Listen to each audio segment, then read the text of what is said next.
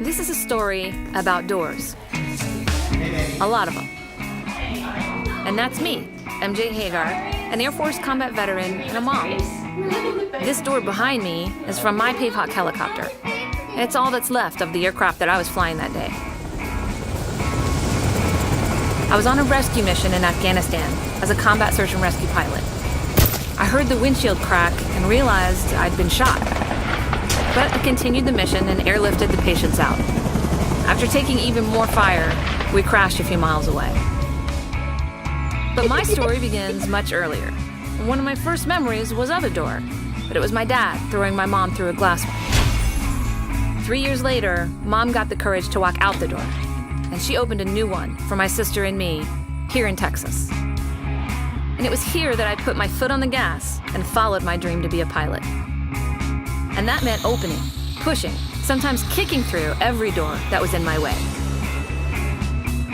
I signed up for ROTC at UT. Then I was commissioned as an officer in the Air Force. I served 5 years in aircraft maintenance, working on the F-16 and the B-2. I managed to get one of only a handful of slots for flight school. Then I spent a year training to fly. I flew water drops over wildfires in California,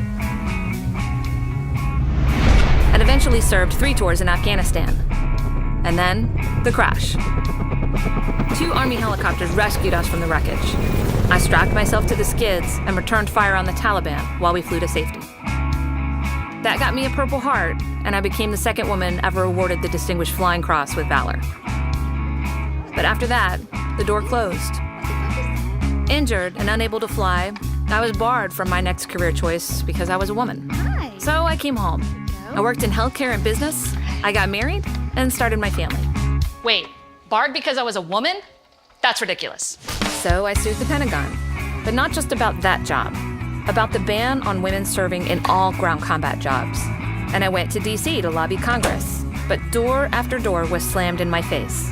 I heard things like, "My boss agrees with you, but you aren't in a position to do anything for him.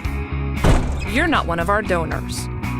Well, eventually, we are eliminating the direct ground combat exclusion rule for women. we won. And that opened the door for hundreds of thousands of women to compete for elite ground combat jobs. A major victory for our military. Hold on, back up a minute. Not one of his donors? That's not how this is supposed to work. One of those closed doors was my congressman, Tea Party Republican John Carter. Apparently, being his constituent and a veteran wasn't enough to get a meeting. I guess I also needed to be a donor. So now I'm running against him, taking on a system that cares more about campaign donors and political parties than protecting our country. Congressman Carter hasn't had a tough race his entire career. So, We'll show him tough, then we'll show him the door.